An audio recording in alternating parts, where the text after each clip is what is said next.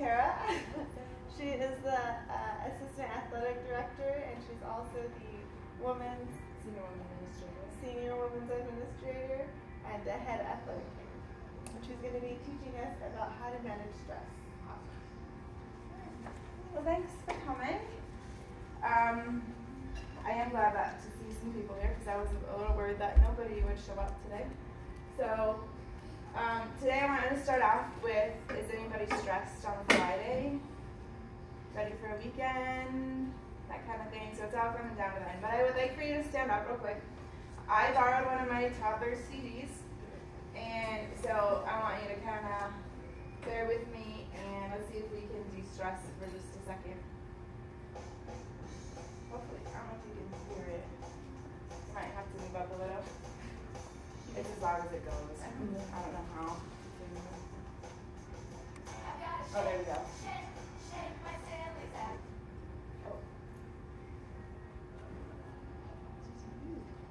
I was shaking my sillies out. So, yeah, and that's kind of the purpose here.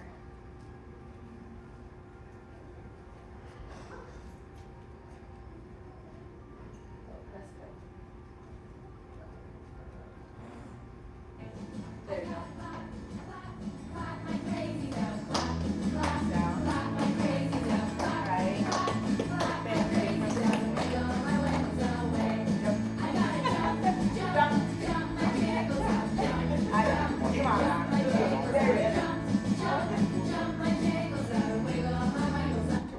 Alright, so I'll stop there. So thank you, I'm not seat.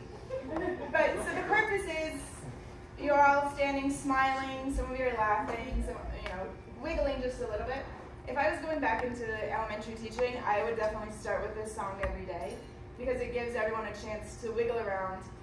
And I think movement does help with stress management. And so that's my big thing, and that's what I'll emphasize a little bit today is movement, going for a walk, getting some kind of exercise. So I wanted to start with that so that if there was any stress, especially for me, standing up here, presenting, that it gave me a chance to laugh and smile as well as get started here.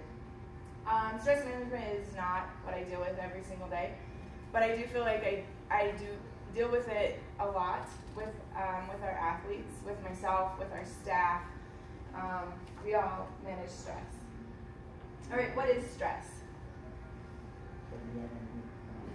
What's that? WNMU. WNMU. You'll find in just a minute. That's kind of what I put up on. Stress is fight or flight. We're either going to fight what we're dealing with or we're going to run away from it or struggle through it. Right? So body has all kinds of hormones that it has to deal with. And that's as far as I'm going to go with what is stress. This is my stress right here. Right? As well as I'm sure that I am her stress. This is my daughter Harper. She was mad because she couldn't have my phone. So I took the opportunity to steal a picture from her being mad. So here we go. The top 3 things that are stressful for all of us. Work, there's our WNMU. Family, my daughter Harper. And money.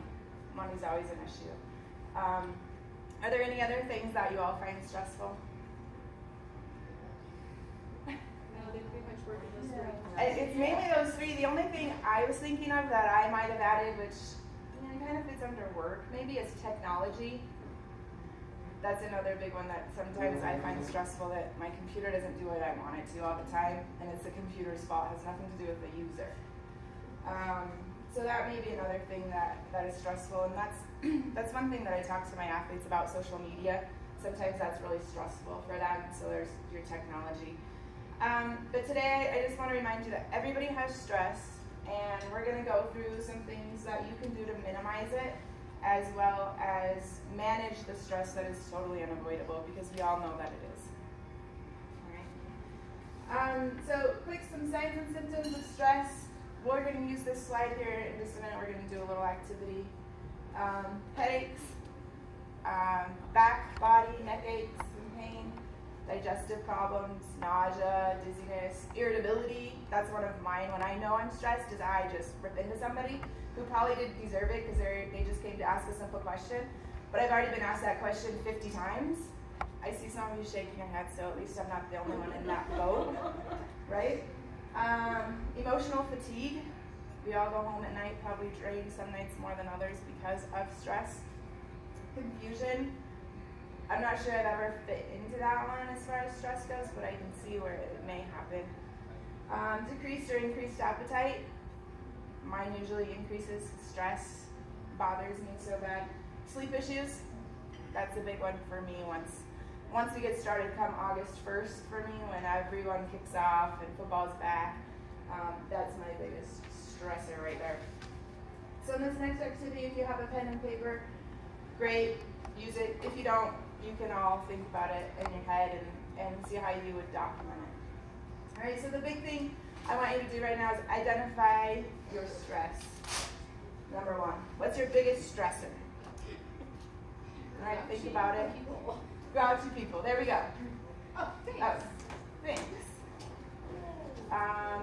So, first thing is identify your stressor. What's the biggest thing that you have to deal with? Right, remember we just went through some of the signs and symptoms of stress? So think about what are some of your signs that you know that you're stressed. So you have that stressor, those grouchy people that come in. What does it cause you to do? You lose sleep, you get irritable, talk in your sleep. Yep. I still play volleyball in my sleep when I get really stressed out. So think about those things that tell you that you're stressed. So now we can identify, yes, we are stressed. Then the next thing I want you to identify is, what do you have control over? That's the big thing. The door. Yep, kick them out the door, right? So the big thing is, what do you have control over? Right? Think about, with Harper, what do I have control over? Some days a little more than others, other days she controls me. Right? Then the next thing is, what is beyond your control? You know, you can't affect how those people act and their attitude.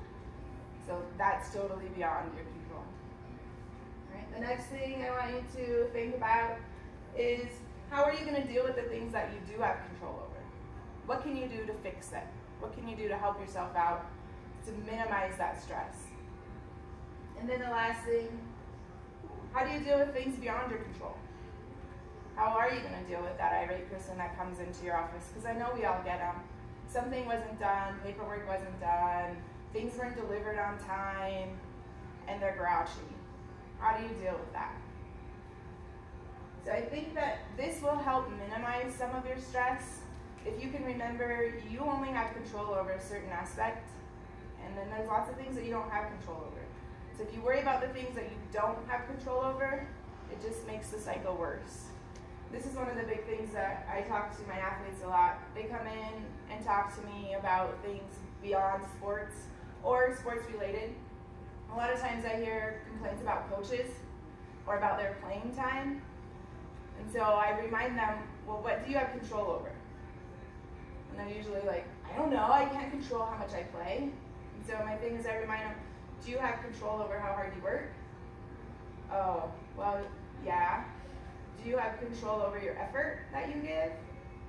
Well, yeah. Do you have control over your attitude? Well, sometimes she makes me mad. Well, whose fault is that? What do you have control over? And so that's the big thing that I try to remind them, is they have control over their effort and their attitude. And those are the big things that I think that we need to remember when we're trying to work through stress and decide what we have control over. All right, so I think the biggest thing that we need to remember when we're dealing with stress is that we need to take care of ourselves. I'm probably one of the biggest hypocrites to stand up and tell you, take care of you. But if you don't take care of you, you can't take care of anybody else. Right? That's the biggest thing. And my husband keeps telling me, go have you time, go have you time. And there's sometimes time during the day there is no you time. Right? But I do, you know, he tells me my 30 minutes in the shower is my you time. So some days that is all I have. But that's something that we all need to remember, is take you time and do something that you enjoy. So number one, do something for you every day. Does anybody already do this? I hope so, because it really is important, and it does help relieve stress and helps you with stress management. The other thing too I really believe in is exercise. Go for a walk. You know, we all have, I say we all, I don't know how many of us do, have 30 minutes for lunch. Sometimes it's a working lunch, but at least you can get up and walk outside your building, walk around it, and then go back to your desk. Some days I do that, and some days I don't, and there is a difference in the afternoons on the days that I get up and walk around the building versus the days that I just sit and eat at my desk while I'm working. So I really think that that's important. A few other things, focus on what you can control. I've already talked about that piece. Ask for help. Right? The biggest thing, and I know it's hard for a lot of us, is to ask for help for stress management. But ask for help from your friends, your coworkers, your family. Those are the people that are going to help you out the most. And I'm sure that your coworkers will be happy to help you if you really need help with jobs and getting things done. One other big thing, when I was doing some research for this topic, and I read a lot of different things throughout the year, but one thing someone said was to give someone a compliment. And I thought that's pretty interesting. But if you think about it, it makes sense because, you know, if I tell you you look pretty today, I really like your blouse, I love those shoes, not only do I know that it made you feel better, but in making you feel better, it kind of makes me feel a little bit better. So, you know, that's something that I think that's pretty easy to do whenever we're in the office setting or out and about. So try it sometime when you're really stressed out, looking at someone else and maybe they're having a bad day, and so then they can return the favor sometime. Get involved in something that you really believe in, whether it's a club, the Humane Society, they pack the backpacks for the kids at school, cleaning up the river. I saw recently on a post on Facebook, some people got together and cleaned up the river in Bellevitz Lake. So get involved with something that you really believe in, and that will help with your stress levels as well. Sleep is a big thing that we all fall into whenever we get stressed out. So go to bed 10 minutes earlier, maybe 15 minutes early. Sit there and you can meditate, you can breathe. We're going to go through a few different activities later that maybe you can practice before you go to bed to help you relax. As well as, you know, maybe read a book. Breathe is a big one when you're feeling really stressed out. I have an activity here later that we'll work on. I know this is the big one that it's almost unavoidable, but try to avoid the stressor. Say no, especially when it's appropriate and your plate is already full. It really is okay to say no, or tell them no, and maybe I can do it tomorrow. Ask me again in a week. You know, wait until the biggest stress from your job or your life at this moment is gone. Make time for fun and relaxation. I hope that you've all made time this summer to take a break.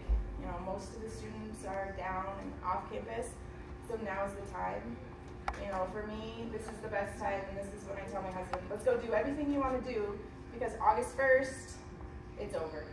You know, I'll see you at night, good morning, you know, kiss at night, bedtime, start it all over the next day. So it's really important to make time when you can. I was reading a book about a month ago. It said, don't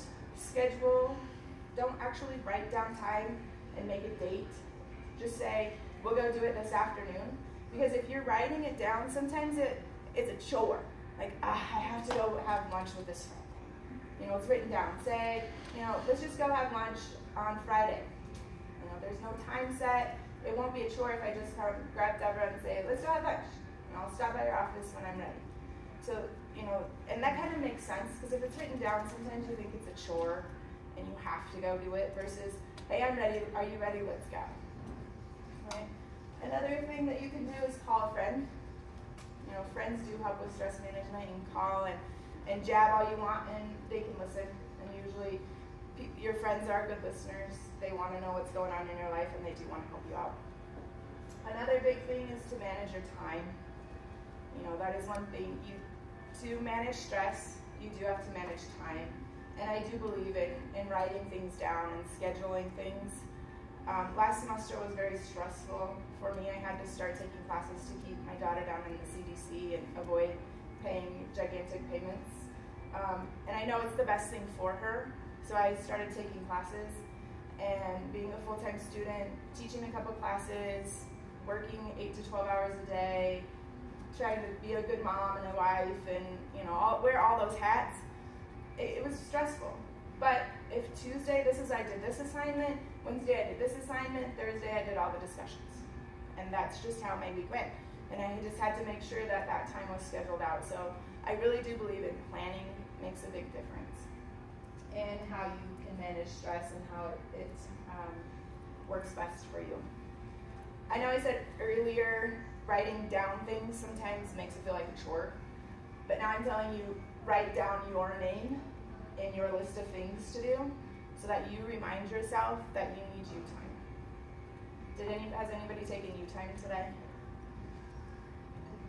Does anybody have scheduled you time? I mean, this is a you time, right? This is something that you elected to do and came in, and hopefully you learn a few things, a few tips that you didn't think about before. But I think that's important. I woke up 15 minutes earlier, hopefully, than Harper, so I actually got 30 minutes of me time where I just got to read my book. It was the best time ever. Right? She usually wakes up about 6:30. I try to read her about 15 minutes.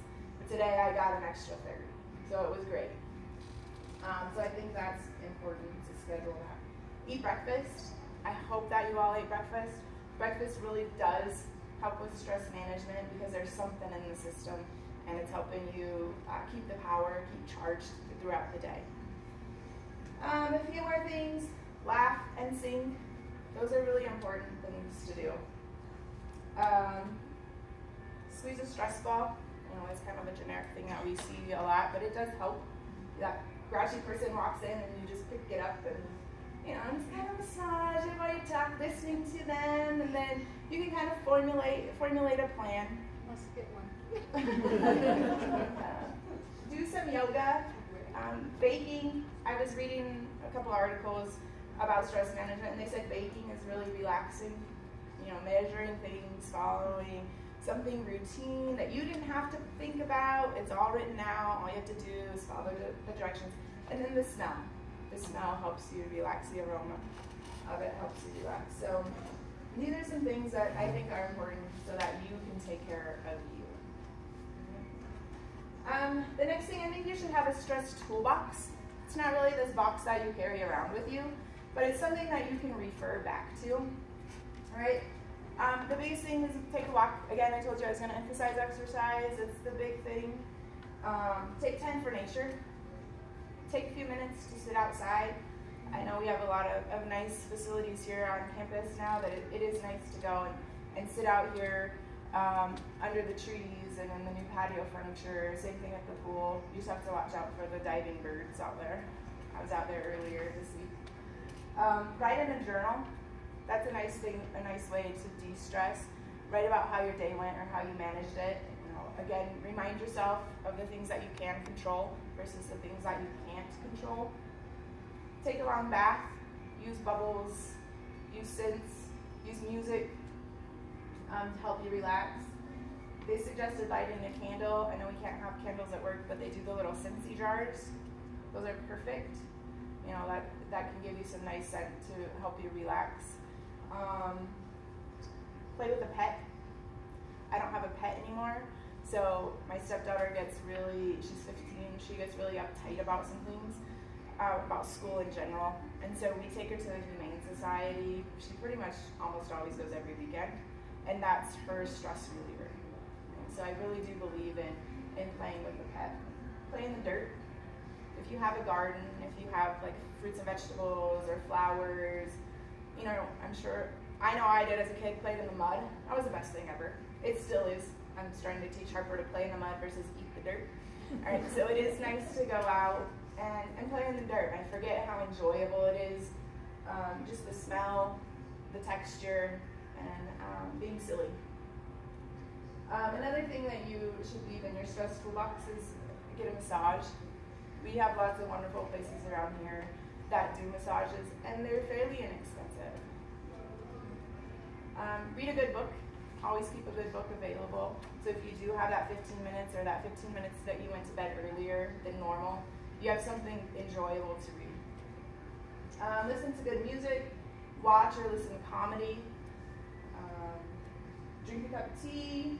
Enjoy a piece of dark chocolate. And the darker the better. Right? And actually, there's studies out there that prove and disprove everything. But I've seen some recently that say the darker the better, and just a small piece is all it takes, and it does increase the hormones and things in your body to make you feel happy. A thing I read just yesterday to help relieve stress is to chew gum. It doesn't work for me because then I just make my jaw tighter, but for some people it might. So I thought I'd go ahead and leave it in there so that you have it in your toolbox.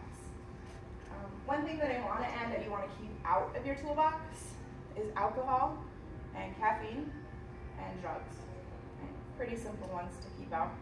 But they want it, if you keep those out of your toolbox, it will help relieve stress rather than add to it later on, because sometimes alcohol and drugs can compound and it just makes things worse. It doesn't help the fact that you're stressed out. So some quick stress relievers. I'm not sure why positive self-talk wouldn't wipe itself out, but I'm going to talk about that second, so just ignore it right now. The first thing is get silly. And that's kind of why I started off the activity with the silly dance, because it's important to move and it's important to have fun, to smile. It makes you feel better. Get the wiggles out. So hopefully y'all remember that little song, shake your wiggles out. Shake, dance, move, whatever it takes. I know, and I would hope some of you have an office where you can close the door and maybe just shake a little bit and you want to scream, but scream in this, your hand, your jacket, your pillow. That will help relieve some stress. It's a quick relief. Be victorious, which we're going to talk about here at the end of the presentation. But that's one of those other things that kind of helps you get silly. But I want to intrigue you a little bit so that you pay attention to the end. So be victorious, okay? The next thing there is the positive self-talk. If we're having a bad day and all you can think of is, oh, I'm so stupid, I can't believe I forgot that, and you just berate yourself over and over and over, it doesn't help your stress level, and it doesn't help the people around you. So whenever you do forget something, try to remind yourself that you're not a bad person, it happened one time, it's not a big deal. It's a big deal at the moment, but tomorrow is it going to be such a big deal? One thing that I really talk to my athletes and I reiterate with them over and over is, if you say you can't, you're probably right. Right? If you can't serve the ball over and hit a certain area, you're probably right. You'll never be able to do it. And if all you say is you get back to the line and you start to serve that volleyball and you say I can't, that's not going to hit that spot. So you need to go back to the line and have some positive self-talk. Yes, I can. I'll be able to get it done. So remember to lift yourself up, because not many other people around you are going to be able to do it. So help yourself out that way. Another big thing that we can all do quickly at our desks or wherever we are, out of the office, at home, is visualization. On my desk, I have it turned out so people can see it. It's a picture of my husband dressed up for Halloween as a hillbilly. He's got on short shorts, he's got on cowboy boots, a long woman's wig, buck teeth, and a little pipe.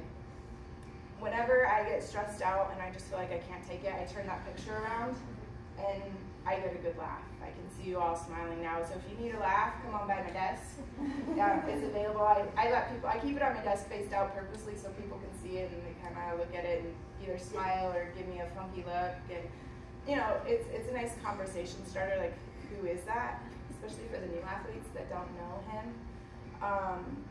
So that's a nice visualization for me to laugh at, right? So I hope that you all have some kind of picture that you can, either hide, tuck away, or stick up on a wall, stick it out in front of you where you can see it whenever you need some kind of stress relief.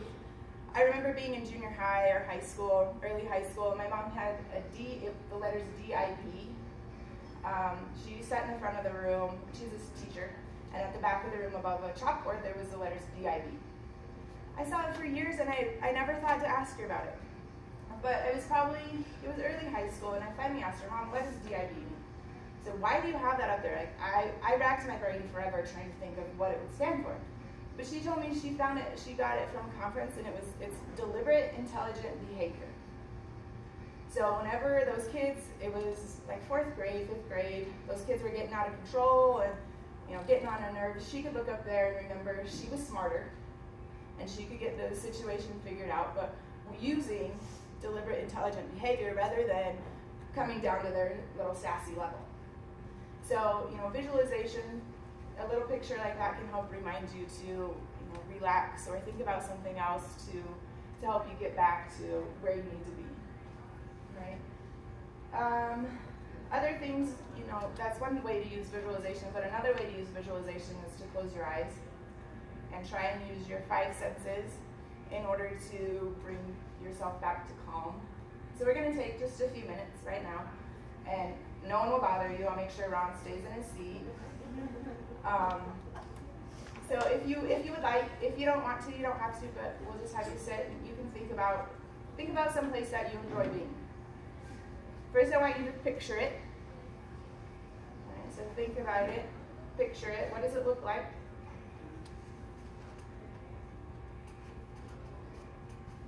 Then I want you to think about what you hear. What do you hear while you're in that place?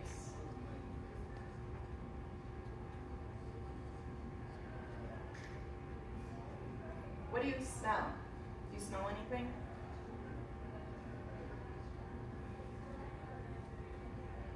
Can you touch anything while you're there? And the last thing is, do you taste anything?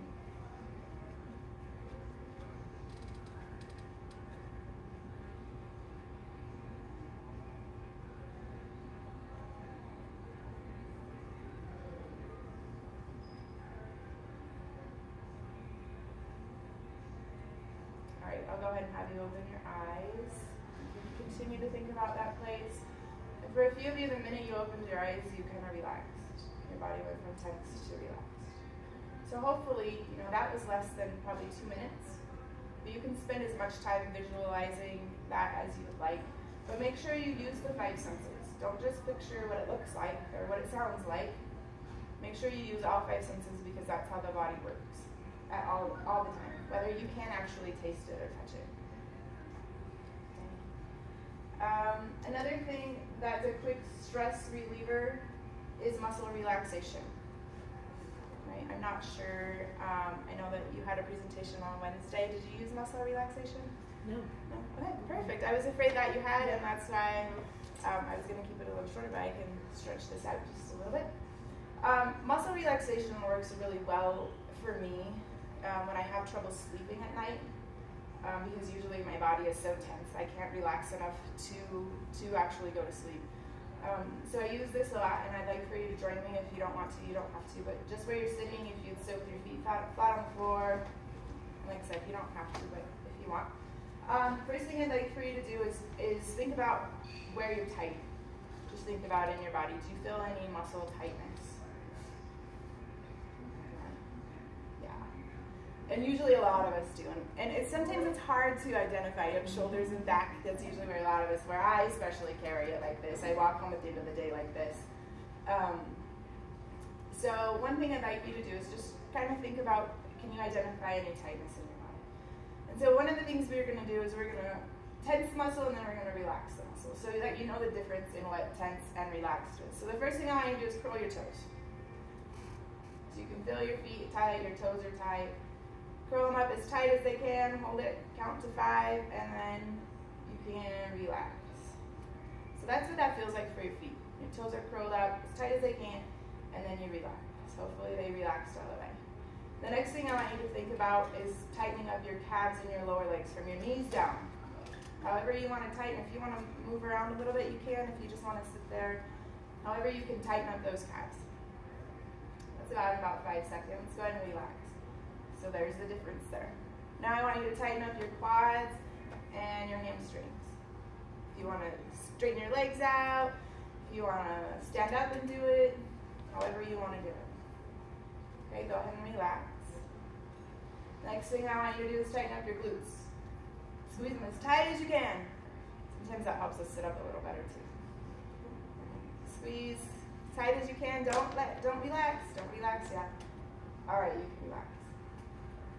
Okay, and the next thing I want you to do is tighten up your core. Squeeze it together, tighten it up. Everyone should be sitting up nice and tall and straight. Squeeze as tight as you can, and relax. The next thing I'd like for you to do is picture your spine stretching apart. Picture your head touching the ceiling. Get it all the way up there. right, relax. Good. Now a lot of us carry stress throughout our back and our shoulders, so I want you to get your shoulders up to your ears, as high as they will go. Squeeze as high as you can, get them as tight as you can, and relax. Okay, now your neck. Squeeze your neck muscles, get them as tight as you can. Squeeze, squeeze, and relax. And the last thing, I want you to squeeze your hands and your arms, all the way from your fingers to your shoulder. Squeeze those, make everything that you can as tight as you can. As tight as you can, hold it, hold it, hold it, and relax. The last thing I want you to do is you're going to squeeze everything in your body, make every single muscle that you can move as tight as you can. Ready? Go. Squeeze tight. Everything's as tight as they can. There's as much stress built up in your body as there can possibly be. And relax. Let it all out. All the way completely out. Deep breath. And hopefully that does help relax your body. I really sincerely believe in this. Like I said, whenever I get really stressed out, this is one thing that does help my body relax enough so that I can fall asleep. And it helps me clear my mind too, because I'm thinking about the muscles versus I'm thinking about work and thinking about family or any other issues that are going on.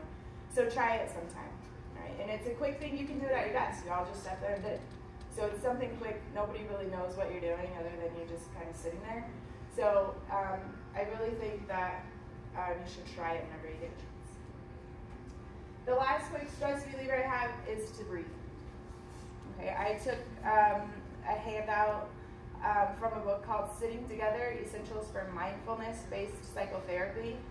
It's big words, but it's really nice for an easy breathing exercise.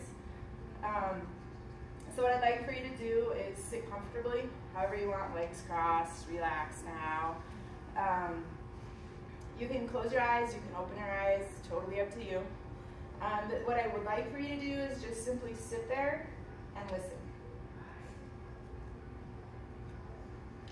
Notice any sounds of traffic, the music playing out in the cafeteria, the monitor buzzing, the air conditioner. Whatever sounds you can hear, I want you to pick them up. Try and distinguish what they are. Basically, you're going to feel like your body is a gigantic ear or a satellite dish, whichever one you prefer. Think about any noises that are in front of you, maybe to the side of you, or behind you. I want you to notice that each sound has a beginning, a middle, and an end.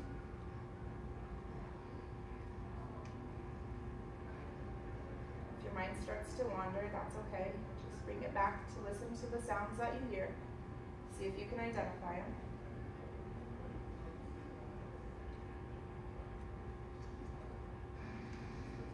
Remember that this moment is unique. It won't ever be repeated. Take a deep breath. And exhale.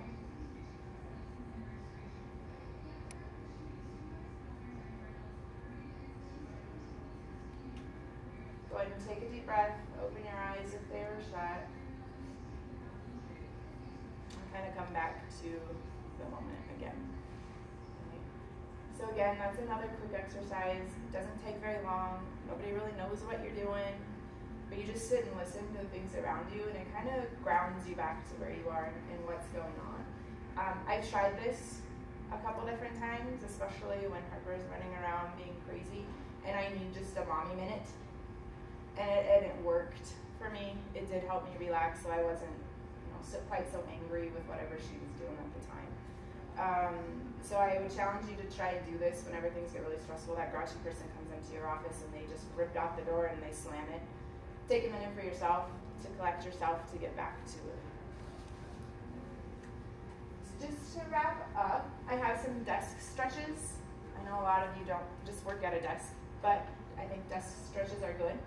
It's been shown that you can decrease pain by 72% if you just do some stretching daily. So I do think it's important, and I talk to my athletes about it all the time. Have you stretched today? Did you use the foam roller today? And a lot of times the answer is no. Well, how does your body feel? Well, I'm tight. Well, of course you are. So I thought I would put this in for stress management as well to help you remind you that you do first need to move, but also need to stretch to help reduce any pain that you feel. So the first thing I'd like for you to do is some neck rolls. So just roll your head around. Maybe go 3 times in one direction, nothing too fast. We're not in a race. And then go 3 times the other direction.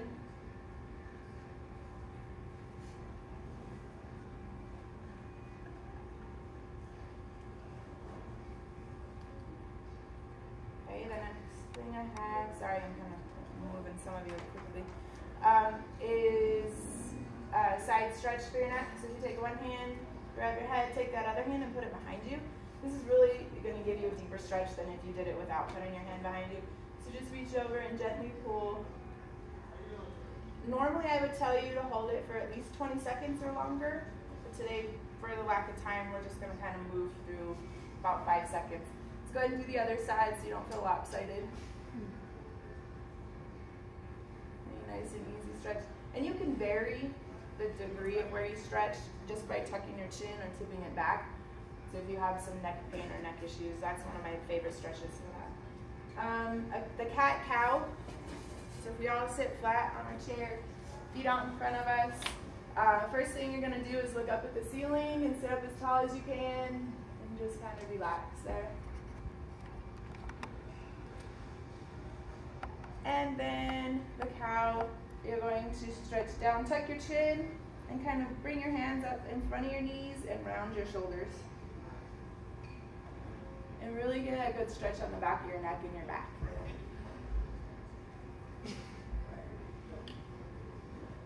Okay, so you would do that probably 2 or 3 times each one, and you want to alternate between the two, right? It does. That's one of my favorites to do on the desk. Yeah. The next thing is going to be a spine twist.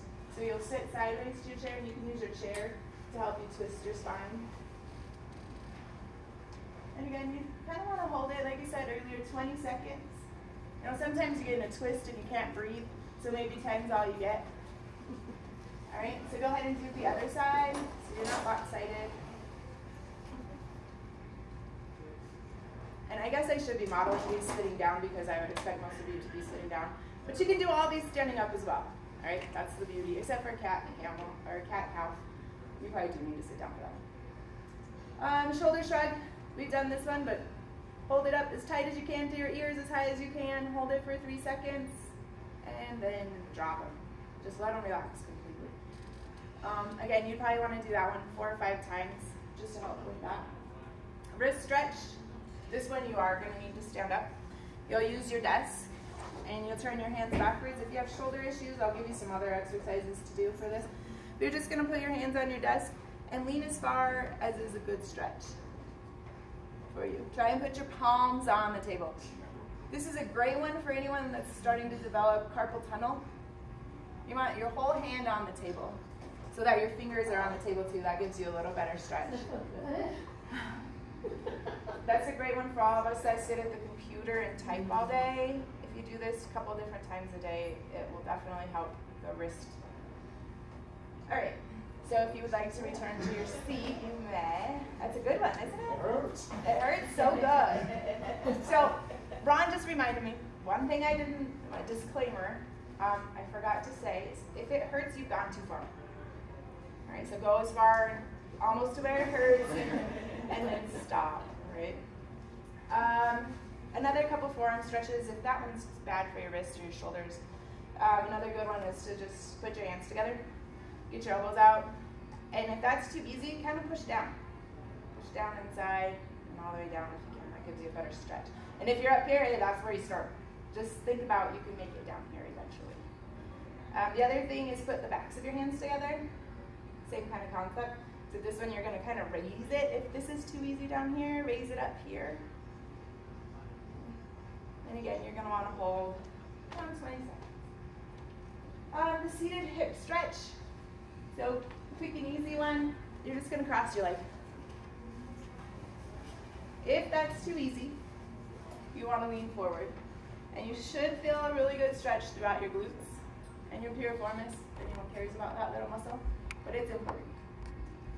You know, you can always push down on your knee and lean forward too at the same time. And make sure you do the other side. Don't sit like that too long. I know it feels great though. This is where a lot of people have pain along their hips and the outside of their leg. This is the best stretch for it. All right, then we have hug your knee to your chest. So sit up nice and tall, grab your leg, and come up to your chest as high as you can. And if you can't, a stool or another chair works well to help push off of. All right, go ahead and do the other leg, just so we're not unbalanced. All right, so then we have a side bend. You can just reach to the side like this. You can take your hand and go to the side, which is going to give you a better stretch. Or you can take two hands and pull yourself over just that little bit more. And if you have a chair with some arms on it, it will help you stay in it. So go ahead and go to the other side. I like that one. All right, grab your hands behind your back. If you want to stay in your chair, fine. You might have to turn sideways again. But you're just going to grab your hands and try and open up your chest. If this is easy, then raise your hands higher. And you can use the back of your chair to help you. The picture I had, this person had their hands at the very top of their chair, and their chair was pretty high, so they have good shoulder flexibility. Mine's not that great, but if yours is, Vanessa, you can use a small chair. I worked with Vanessa quite a bit with her shoulder flexibility. Leg extensions, so again, we're sitting on the edge of our chair. We're just gonna raise our leg up, tighten up the quad, point your toe towards your nose, because now that makes everything tight. Hold it for 3 seconds, and relax. And then do the same for the other leg. And again, a lot of these you want to do multiple times, go ahead and relax, so that it really works it out. One thing I want to remind you is to take a visual break from your computer. That's really important. Because your eyes get tired. And it does help relieve stress too, especially if you have that nice picture on the side of your desk. Take that quick break. Think of something happy. And then remember I left you with the trailer earlier about being victorious. Well, you sat through my presentation. Hopefully you learned a few things. So in order to be victorious, all you have to do, stick your hands in the air. You have a nice V. You made it through. And does that make me feel happy? I see lots of smiling faces and happy people. So hopefully that helps. You know, you're sitting at your desk, you get an assignment done, you get something that you've been working on, dreading, procrastinating, whatever. The minute you finish, yeah, right? Like a goat tire, like a bull, you know. So I use that one at my desk quite a bit, and I'm elated. So that does help relieve stress. Not only is my project done, but I'm happy and everything's ready to go for the next time. So hopefully I've given you a few tips on how to relieve stress today. And thank you all for being here. Thank you.